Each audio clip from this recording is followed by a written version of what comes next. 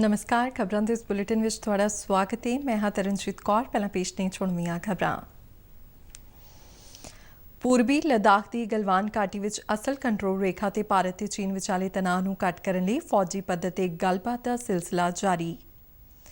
असल कंट्रोल रेखा तो चीन वाले पासे चुशूल सैक्टर के मोल्दो विच लैफ्टिनेंट जनरल पदरी गलबात हुई। जम्मू कश्मीर के राजौरी जिले में कंट्रोल रेखा ते पाकिस्तान वालों की गई फायरिंग विच एक भारतीय जवान शहीद। कृष्णा घाटी सैक्टर और कौमांतरी सरहद ते हीरानगर सैक्टर विच भी पाकिस्तान वालों गोलीबंदी की उल्लंघना की गई। भारत ने पाकिस्तान की हरकत का मुंह तोड़ जवाब दिता।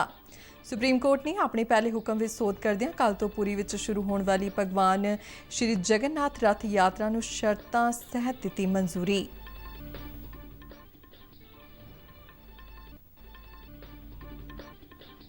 सूचना ते प्रसारण मंत्री प्रकाश जावड़ेकर वालों virtual conference Rahi Cannes film market 2020 which India pavilion का उद्घाटन।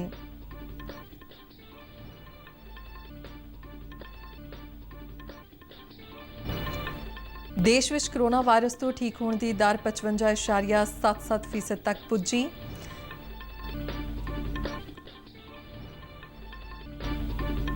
दिल्ली के मुख्यमंत्री अरविंद केजरीवाल ने कहा कि उन्होंने सरकार दिल्ली में घर अंदर एकांतवास अधीन कोविड मरीजों को ऑक्सीमीटर मुहैया करवाएगी। केजरीवाल अनुसार दिल्ली में रोजाना 18,000 कोरोना टेस्ट किए जा रहे हैं। मुख्यमंत्री कैप्टन अमरिंदर सिंह की अगवाई में सूबा कैबिनेट वालों कई अहम फैसले। व्यापक लोक शिकायत निवारण नीति को मंजूरी। मोहाली लुधियाना और जलंधर में 4 कोविड टेस्टिंग लैबां स्थापित करने को प्रवानगी।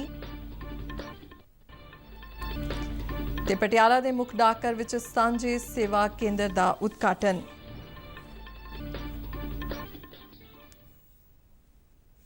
ते हुण खबरां विस्तार नाल।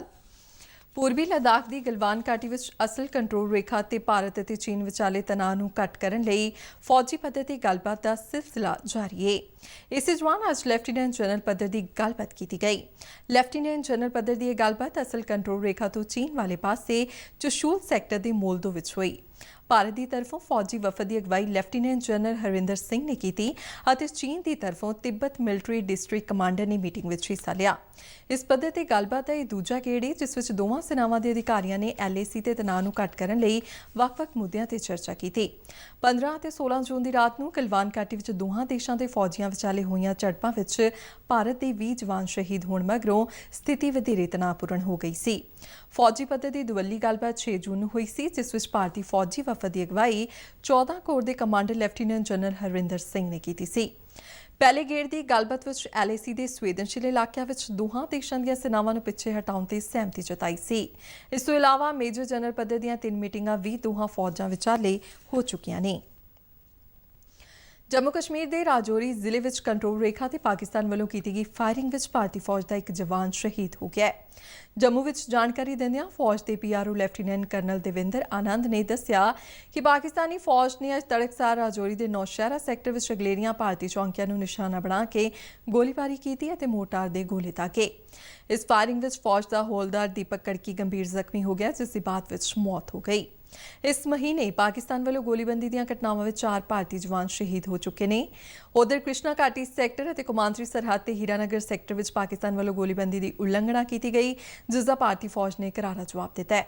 सूत्रों अनुसार इस साल पाकिस्तान ने 2000 तो वध वारी जम्मू कश्मीर में गोलीबंदी की उल्लंघना की थी। सुप्रीम कोर्ट ने भलके 23 जून तो ओडिशा के पुरी में शुरू होने वाली भगवान जगन्नाथ रथ यात्रा बारे अपने पहले हुक्म में बदलाव करदियां शर्तां सहित जगन्नाथ यात्रा की इजाजत दे दी है। इस तो पहला सुप्रीम कोर्ट ने कहा कि भारत के चीफ जस्टिस SA बोबडे ने कोरोना वायरस के चलदियां ऐतिहासिक भगवान जगन्नाथ रथ यात्रा से रोक लगाए जाने बारे सर्वोच्च अदालत के पहले हुक्म में सोच संबंधी पटीशन की सुनवाई लिए 3 मैंबरी बेंच स्थापित करने को मंजूरी दे दी है। जस्टिस अरुण मिश्रा ते आधारित बेंच ने सुप्रीम कोर्ट वालों 18 जून को जारी किए गए हुक्म विच सोच संबंधी केंद्र सरकार की मांग ते यह गल कही।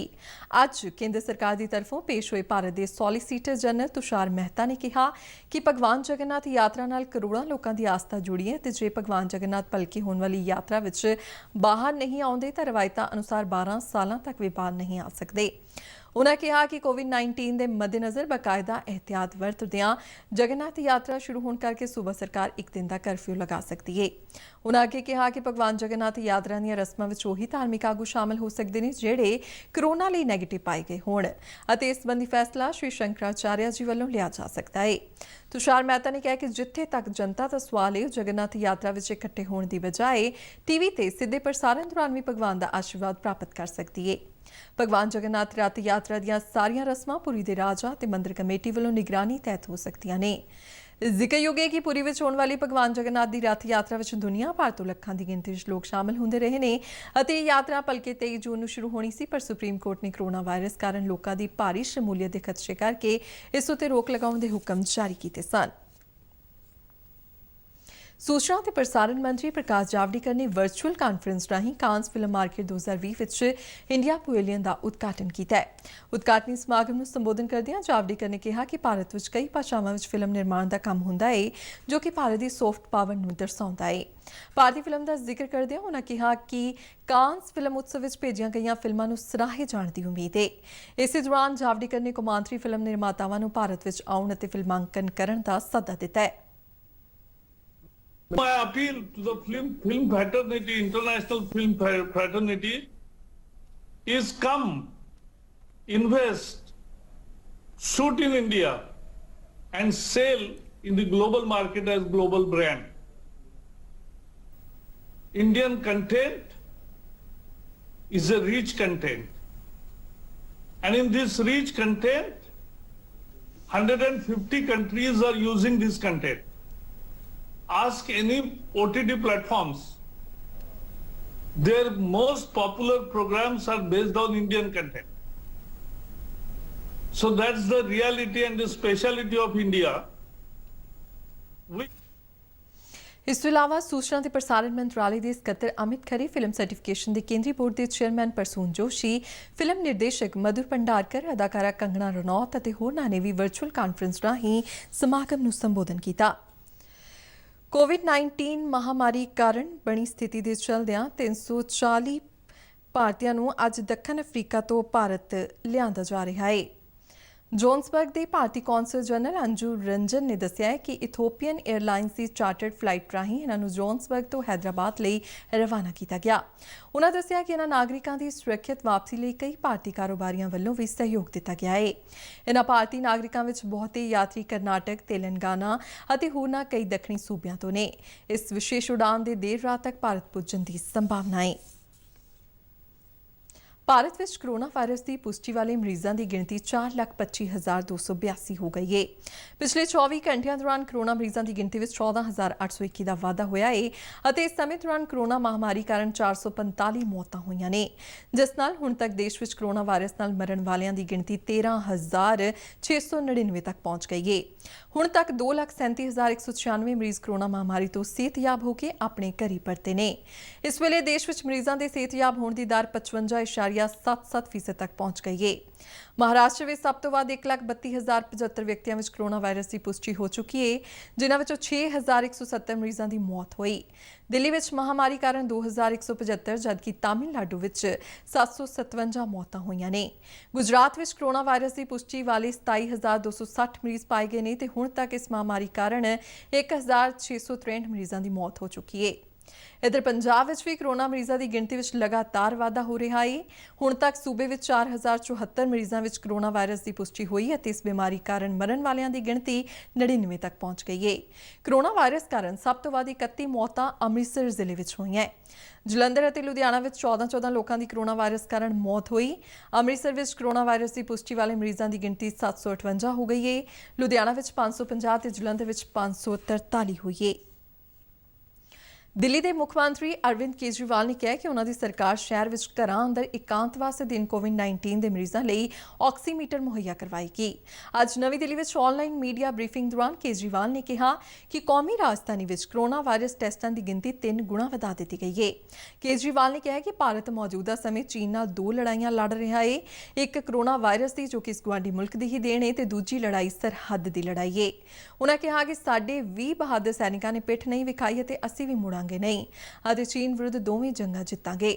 ਮੁੱਖ ਮੰਤਰੀ ਨੇ ਕਿਹਾ ਕਿ ਇਹ ਸਿਆਸਤ ਦਾ ਸਮਾਂ ਨਹੀਂ ਹੈ ਤੇ ਅਸੀਂ ਸਾਰਿਆਂ ਨੇ ਰਲ ਕੇ ਹੀ ਇਹ ਦੋਵੇਂ ਜੰਗਾਂ ਲੜਨੀਆਂ ਨੇ। ਕੋਰੋਨਾ ਵਾਇਰਸ ਨੂੰ ਫੈਲਣ ਤੋਂ ਰੋਕਣ ਲਈ ਆਪਣੀ ਸਰਕਾਰ ਵੱਲੋਂ ਕੀਤੇ ਜਾ ਰਹੇ ਯਤਨਾਂ ਬਾਰੇ ਗੱਲਬਾਤ ਕਰਦਿਆਂ ਕੇਜਰੀਵਾਲ ਨੇ ਦੱਸਿਆ ਕਿ ਕੌਮੀ ਰਾਜਧਾਨੀ ਵਿੱਚ ਹੁਣ ਰੋਜ਼ਾਨਾ 18,000 ਕੋਰੋਨਾ ਟੈਸਟ ਕੀਤੇ ਜਾ ਰਹੇ ਨੇ ਅਤੇ ਦਿੱਲੀ ਵਿੱਚ ਇਸ ਵੇਲੇ ਕੋਈ 12,000 ਲੋਕ ਗ੍ਰਹਿ ਇਕਾਂਤਵਾਸ ਵਿੱਚ ਨੇ।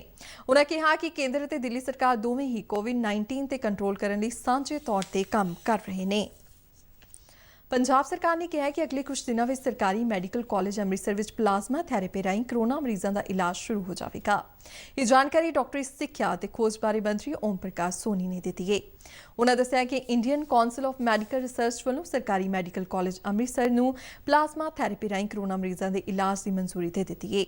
ਉਨ੍ਹਾਂ ਕਿਹਾ ਕਿ ਪਲਾਜ਼ਮਾ ਥੈਰੇਪੀ ਰਾਹੀਂ ਸਰਕਾਰੀ ਕਾਲਜ ਅੰਮ੍ਰਿਤਸਰ ਵਿੱਚ ਕੋਰੋਨਾ ਮਰੀਜ਼ਾਂ ਦੇ ਇਲਾਜ ਲਈ ਪਹਿਲਾਂ ਹੀ ਤਿਆਰੀਆਂ ਕੀਤੀਆਂ ਜਾ ਚੁੱਕੀਆਂ ਨੇ। ਉਨ੍ਹਾਂ ਕਿਹਾ ਕਿ ਅੰਮ੍ਰਿਤਸਰ ਮੈਡੀਕਲ ਕਾਲਜ ਕੋਲ ਲੋੜੀਂਦਾ ਬੁਨਿਆਦੀ ਢਾਂਚਾ, ਯੋਗ ਮਰੀਜ਼ ਅਤੇ ਪਲਾਜ਼ਮਾ ਡੋਨਰ ਮੌਜੂਦ ਨੇ ਜਿਸ ਸਦਕਾ ਇਸ ਵਿਧੀ ਰਾਹੀਂ ਇਲਾਜ ਕਰਨ ਵਿੱਚ ਪੂਰੀ ਤਰ੍ਹਾਂ ਸਮਰੱਥ ਹੈ। ਮੁੱਖ ਮੰਤਰੀ ਕੈਪਟਨ ਅਮਰਿੰਦਰ ਸਿੰਘ ਦੀ ਅਗਵਾਈ ਵਿੱਚ ਸੂਬਾ ਮੰਤਰੀ ਮੰਡਲ ਵੱਲੋਂ ਅੱਜ ਕਈ ਅਹਿਮ ਫੈਸਲੇ ਲਏ ਗਏ। ਮੁੱਖ ਮੰਤਰੀ ਦਫ਼ਤਰ ਵੱਲੋਂ ਜਾਰੀ ਪ੍ਰੈਸ ਬਿਆਨ ਵਿੱਚ ਦੱਸਿਆ ਗਿਆ ਕਿ ਅੱਜ ਦੀ ਕੈਬਨਿਟ ਮੀਟਿੰਗ ਦੌਰਾਨ ਵਿਆਪਕ ਲੋਕ ਸ਼ਿਕਾਇਤ ਨਿਵਾਰਨ ਨੀਤੀ ਨੂੰ ਮਨਜ਼ੂਰੀ, ਪੰਜਾਬ ਵਿੱਚ 4 ਨਵੀਆਂ ਕੋਵਿਡ ਟੈਸਟਿੰਗ ਲੈਬਾਂ ਨੂੰ ਸਥਾਪਿਤ ਕਰਨ ਅਤੇ ਸਰਕਾਰੀ ਕਾਲਜਾਂ ਵਿੱਚ ਮੈਡੀਕਲ, ਆਯੁਰਵੈਦਿਕ ਅਤੇ ਡੈਂਟਲ ਫੈਕਲਟੀ ਦੀ ਮੁੜ ਭਰਤੀ ਨੂੰ ਹਰੀ ਝੰਡੀ ਦਿੱਤੀ ਗਈ ਹੈ। ਡਿਜੀਟਲ ਪੰਜਾਬ ਤਹਿਤ ਲੋਕ ਸ਼ਿਕਾਇਤ ਨਿਵਾਰਨ ਪ੍ਰਣਾਲੀ ਨੂੰ ਪਾਰਦਰਸ਼ੀ, ਸਮਾਬੱਧ ਅਤੇ ਆਮ ਲੋਕਾਂ ਦੀ ਪਹੁੰਚ ਵਿੱਚ ਲਿਆਉਣ ਲਈ ਇੱਕ ਵਿਆਪਕ ਪ੍ਰਣਾਲੀ ਵਿਕਸਿਤ ਕੀਤੀ ਜਾਵੇਗੀ ਜਿਸ ਤਹਿਤ ਡਿਜੀਟਲ ਮਾਧਿਅਮ ਰਾਹੀਂ ਘੱਟੋ-ਘੱਟ ਸਮੇਂ ਵਿੱਚ ਜਨਤਕ ਸ਼ਿਕਾਇਤਾਂ ਦਾ ਹੱਲ ਕੀਤਾ ਜਾਵੇਗਾ। ਕੈਬਨਿਟ ਨੇ ਕੋਵਿਡ-19 ਦੀ ਮੌਜੂਦਾ ਸਥਿਤੀ ਨੂੰ ਧਿਆਨ ਵਿੱਚ ਰੱਖਦਿਆਂ ਲੁਧਿਆਣਾ, ਜਲੰਧਰ ਅਤੇ ਮੁਹਾਲੀ ਵਿੱਚ ਕੋਵਿਡ ਟੈਸਟਿੰਗ ਲੈਬਾਂ ਸਥਾਪਿਤ ਕਰਨ ਨੂੰ ਵੀ ਮਨਜ਼ੂਰੀ ਦਿੱਤੀ ਹੈ। ਇਹ ਲੈਬਾਂ ਸਥਾਪਿਤ ਹੋਣ ਨਾਲ ਸੂਬੇ ਵਿੱਚ ਟੈਸਟਿੰਗ ਸਮਰੱਥਾ ਰੋਜ਼ਾਨਾ 9,000 ਤੋਂ ਵਧਾ ਕੇ 13,000 ਹੋ ਜਾਵੇਗੀ। ਇਹਨਾਂ ਲੈਬਾਂ ਵਿੱਚੋਂ ਮਾਈਕਰੋਬਾਇਓਲੋਜੀ ਦੇ 4 ਐਡਹੌਕ ਸਹਾਇਕ ਪ੍ਰੋਫੈਸਰਾਂ ਅਤੇ 131 ਸਟਾਫ ਮੈਂਬਰਾਂ ਦੀ ਭਰਤੀ ਨੂੰ ਵੀ ਮਨਜ਼ੂਰੀ ਦਿੱਤੀ ਗਈ ਹੈ। ਇਸ ਤੋਂ ਇਲਾਵਾ ਸਰਕਾਰੀ ਮੈਡੀਕਲ ਕਾਲਜਾਂ, ਪਟਿਆਲਾ ਤੇ ਅੰਮ੍ਰਿਤਸਰ ਦੇ ਡੈਂਟਲ ਕਾਲਜਾਂ ਅਤੇ ਪਟਿਆਲਾ ਵਿਚਲੇ ਸਰਕਾਰੀ ਆਯੁਰਵੈਦਿਕ ਕਾਲਜ ਵਿੱਚ ਸੇਵਾ ਮੁਕਤ ਹੋ ਚੁੱਕੀ ਫੈਕਲਟੀ ਦੀ ਮੁੜ ਭਰਤੀ ਨੂੰ ਪ੍ਰਵਾਨਗੀ ਦਿੱਤੀ ਗਈ ਹੈ। ਬਿਆਨ ਮੁਤਾਬਿਕ ਸੇਵਾ ਮੁਕਤ ਹੋ ਚੁੱਕੇ ਮੈਡੀਕਲ ਕਾਲਜਾਂ ਦੇ ਕਰਮਚਾਰੀ 70 ਸਾਲ ਤੱਕ ਅਤੇ ਡੈਂਟਲ ਕਾਲਜਾਂ ਦੇ ਕਰਮਚਾਰੀ 65 ਸਾਲ ਦੀ ਉਮਰ ਤੱਕ ਸੇਵਾਵਾਂ ਨਿਭਾ ਸਕਦੇ ਨੇ। ਪਟਿਆਲਾ ਦੇ ਮੁੱਖ ਡਾਕਘਰ ਵਿੱਚ ਪੋਸਟ ਆਫਿਸ ਪਟਿਆਲਾ ਡਿਵੀਜ਼ਨ ਦੀ ਸੀਨੀਅਰ ਸੁਪਰਡੈਂਟ ਆਰਤੀ ਵਰਮਾ ਨੇ ਸਾਂਝੇ ਸੇਵਾ ਕੇਂਦਰ ਦਾ ਉਦਘਾਟਨ ਕੀਤਾ ਹੈ। ਸਾਂਝੇ ਸੇਵਾ ਕੇਂਦਰ ਵਿੱਚ ਨਾਗਰਿਕਾਂ ਨੂੰ ਕਈ ਸੇਵਾਵਾਂ ਮੁਹੱਈਆ ਕਰਵਾਈਆਂ ਜਾ ਰਹੀਆਂ ਨੇ ਜਿਨ੍ਹਾਂ ਵਿੱਚ ਪੈਨ ਕਾਰਡ, ਪਾਸਪੋਰਟ, ਜਨਮ ਅਤੇ ਮੌਤ ਦਾ ਸਰਟੀਫਿਕੇਟ, ਰੇਲਵੇ ਬੁਕਿੰਗ, ਚੋਣ ਕਾਰਡ ਰਜਿਸਟ੍ਰੇਸ਼ਨ, ਵੋਟਰ ਕਾਰਡ ਦੀ ਸੋਧ, ਨੈਸ਼ਨਲ ਪੈਨਸ਼ਨ ਸਿਸਟਮ, ਬੱਸ ਅਤੇ ਹਵਾਈ ticket booking, mobile recharge, dish recharge ਅਤੇ ਫਾਸਟੈਗ ਸਮੇਤ ਕਈ ਹੋਰ ਸੇਵਾਵਾਂ ਸ਼ਾਮਲ ਨੇ। ਸੀਨੀਅਰ ਸੁਪਰਡੈਂਟ ਨੇ ਦੱਸਿਆ ਕਿ ਦੇਸ਼ ਭਰ ਵਿੱਚ 100 ਡਾਕਘਰ ਸਾਂਝੇ ਸਰਵਿਸ ਸੈਂਟਰ ਦੇ ਪਾਇਲਟ ਪ੍ਰੋਜੈਕਟ ਅਧੀਨ ਲਿਆਂਦੇ ਗਏ ਨੇ। ਉਨ੍ਹਾਂ ਲੋਕਾਂ ਨੂੰ ਸਾਂਝੇ ਸੇਵਾ ਕੇਂਦਰ ਵਿੱਚ ਨਵੀਆਂ ਸ਼ੁਰੂ ਹੋਈਆਂ ਸੇਵਾਵਾਂ ਤੋਂ ਇਲਾਵਾ ਡਾਕਘਰ ਦੀਆਂ ਹੋਰ ਸੇਵਾਵਾਂ ਲੈਣ ਦੀ ਅਪੀਲ ਕੀਤੀ। ਇਸ ਮੌਕੇ ਸੀਨੀਅਰ ਪੋਸਟ ਮਾਸਟਰ ਸੂਰਜ ਪ੍ਰਕਾਸ਼, ਸਹਾਇਕ ਸੁਪਰਡੈਂਟ ਡਾਕਘਰ ਪ੍ਰਿਯੰਕਾ ਸ਼ਰਮਾ ਅਤੇ ਹੋਰ ਕਰਮਚਾਰੀ ਵੀ ਮੌਜੂਦ ਸਨ। ਇੰਡੀਅਨ ਮੈਡੀਕਲ ਐਸੋਸੀਏਸ਼ਨ ਪੰਜਾਬ ਵੱਲੋਂ ਕਲੀਨਿਕਲ ਐਸਟੈਬਲਿਸ਼ਮੈਂਟ ਐਕਟ ਨੂੰ ਲਾਗੂ ਕਰਨ ਵਿਰੁੱਧ ਰੋਸ ਵਜੋਂ ਭਲਕੇ ਪੰਜਾਬ ਵਿੱਚ ਪ੍ਰਾਈਵੇਟ ਹਸਪਤਾਲਾਂ ਦੀਆਂ ਓਪੀਡੀਜ਼ ਅਤੇ ਐਮਰਜੈਂਸੀ ਸੇਵਾਵਾਂ ਮੁਕੰਮਲ ਤੌਰ ਤੇ ਬੰਦ ਰੱਖਣ ਦਾ ਐਲਾਨ ਕੀਤਾ ਹੈ। IMA ਜਲੰਧਰ ਵੱਲੋਂ ਜਾਰੀ ਪ੍ਰੈਸ ਰਿਲੀਜ਼ ਵਿੱਚ ਕਿਹਾ ਗਿਆ ਕਿ ਸਾਰੀਆਂ ਸੇਵਾਵਾਂ ਕੱਲ੍ਹ ਸਵੇਰੇ 6 ਵਜੇ ਤੋਂ ਰਾਤ 8 ਵਜੇ ਤੱਕ ਮੁਲਤਵੀ ਰਹਿਣਗੀਆਂ। ਪਾਕਿਸਤਾਨ ਦੀ ਖੂਫੀਆ ਏਜੰਸੀ ISI ਵੱਲੋਂ ਕੁਝ ਦਿਨ ਪਹਿਲਾਂ ਭਾਰਤੀ ਹਾਈ ਕਮਿਸ਼ਨ ਦੇ ਮੁਲਾਜ਼ਮਾਂ ਨੂੰ ਇਸਲਾਮਾਬਾਦ ਵਿੱਚ ਅਗਵਾ ਕਰਕੇ ਕੁੱਟਮਾਰ ਕੀਤੇ ਜਾਣ ਦੀਆਂ ਖਬਰਾਂ ਆਈਆਂ ਸਨ ਜਿਸ ਤੋਂ ਬਾਅਦ ਇਹਨਾਂ ਵਿਰੁੱਧ ਝੂਠੇ ਕੇਸ ਪਾਏ ਗਏ ਤੇ ਦੇਸ਼ ਛੱਡਣ ਲਈ ਕਿਹਾ ਗਿਆ। ਇਸਲਾਮਾਬਾਦ ਸਥਿਤ ਭਾਰਤੀ ਹਾਈ ਕਮਿਸ਼ਨ ਨਾਲ ਕੰਮ ਕਰ ਰਹੇ ਕੇਂਦਰੀ ਉਦਯੋਗਿਕ ਸੁਰੱਖਿਆ ਬਲ CISF ਦੇ 2 ਭਾਰਤੀ ਡਰਾਈਵਰ ਸਿਲਵਾਤ ਸਪਾਲ ਤੇ ਦਵਿਮੂ ਬ੍ਰਹਮਾ ਸਮੇਤ ਭਾਰਤੀ ਹਾਈ ਕਮਿਸ਼ਨ ਦੇ 3 ਹੋਰ ਅਧਿਕਾਰੀ ਕੈਪਟਨ ਮਨੂ ਮਿੱਡਾ, S ਸ਼ਿਵ ਕੁਮਾਰ ਅਤੇ ਪੰਕਜ ਅੱਜ ਅਟਾਰੀ ਵਾਘਾ ਸਰਹੱਦ ਰਾਹੀਂ ਭਾਰਤ ਪਹੁੰਚੇ। ਭਾਰਤ ਅੰਦਰ ਦਾਖਲ ਹੋਣ ਤੇ ਇਹਨਾਂ ਸਾਰਿਆਂ ਦੀ ਡਾਕਟਰੀ ਜਾਂਚ ਕਰਵਾਈ ਗਈ ਜਿਸ ਮਗਰੋਂ ਇਹਨਾਂ ਨੂੰ ਸੜਕ ਰਸਤੇ ਦਿੱਲੀ ਲਈ ਰਵਾਨਾ ਕਰ ਦਿੱਤਾ ਗਿਆ ਹੈ। ਤੇ ਇਸ ਦੇ ਨਾਲ ਹੀ ਖਬਰਾਂ ਦਾ ਬੁਲੇਟਿਨ ਖਤਮ ਹੁੰਦਾ ਹੈ। ਆਗਿਆ ਦਿਓ। ਨਮਸਕਾਰ।